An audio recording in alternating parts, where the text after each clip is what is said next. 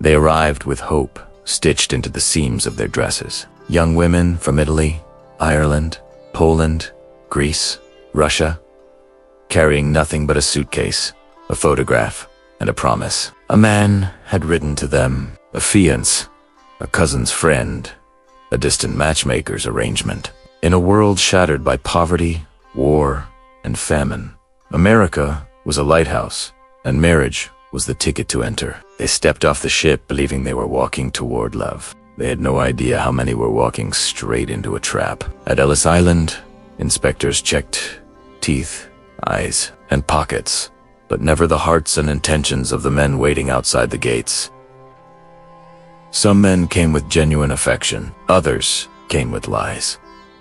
And beneath the Statue of Liberty's shadow, something darker thrived, a network of traffickers and marriage agents who hunted for vulnerable women, charming them with promises of a future that never existed. For many women, the deception began before they ever boarded the ship.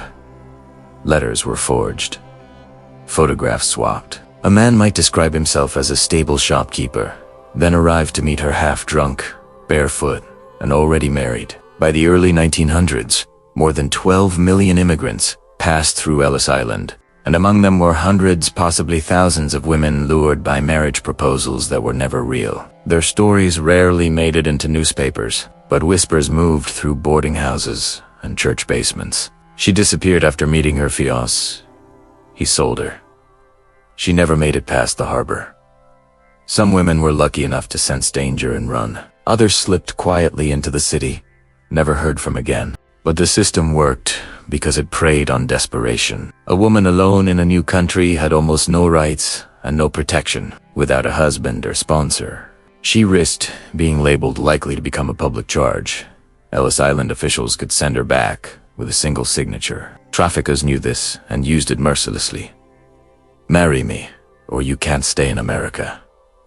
For many, the threat was enough. Once the women left the island, their real fate began. Some were forced into brothels in New York, Chicago, or New Jersey. Others were sold into domestic labor, working as servants in rich households where the doors were locked from the outside. They had been promised love, but what they received was ownership. They cooked, cleaned, and slept in basements. They sent letters home describing beautiful lives, because the truth would break their mothers' hearts. One Polish girl, only 17, arrived, expecting to marry a baker whose letters had filled her with dreams of warm bread and family dinners. When she stepped off the ferry, no bakir came. Instead, two men appeared, holding a photograph that matched hers. They told her the baker had sent them. She followed, hesitant but hopeful.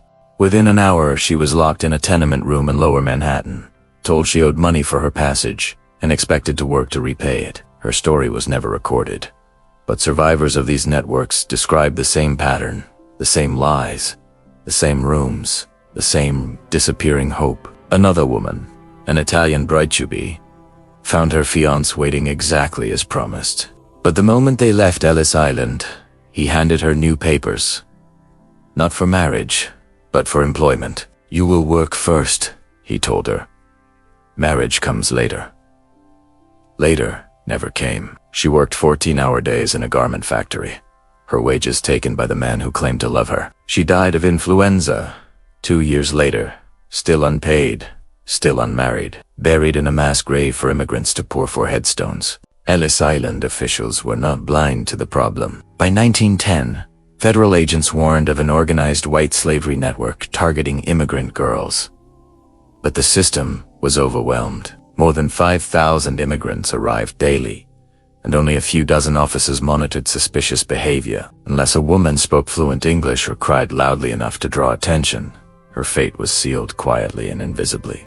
Meanwhile, newspapers sensationalized the issue, but always from a moralizing distance. Reporters condemned immoral foreign traffickers, ignoring the wealthy American men who funded the brothels or purchased prostitutes like property. When women escaped and testified, their stories were usually dismissed as exaggerations or shameful confessions. In a world where female virtue defined social worth, telling the truth meant branding themselves dirty. Silence was safer. Still, not all stories ended in tragedy. Some women outsmarted the system. One Greek woman recognized immediately that her supposed groom was lying. His face was wrong, his smile wrong, his eyes too hungry. When he grabbed her suitcase, she screamed until Ellis Island police intervened. She was taken to the women's dormitory, where nurses and volunteers helped her find safe lodging. Years later, she married a kind man she met at a church picnic. She never forgot how close she came to disappearing. But for every escape, there were many more who did not. Historians estimate that tens of thousands of immigrant women in the early 20th century were victims of forced labor, forced marriage, or sexual exploitation. Many more simply vanished from records. No marriage certificate, no burial, no trace except the name on a passenger list. Desearé de los brides of Ellis Island, the women who crossed an ocean carrying hope, only for that hope to be stolen in the harbor. The cruelty of their story lies not only in what was done to them, but in how easily their suffering was erased. Movies and textbooks show joyful reunions at Ellis Island.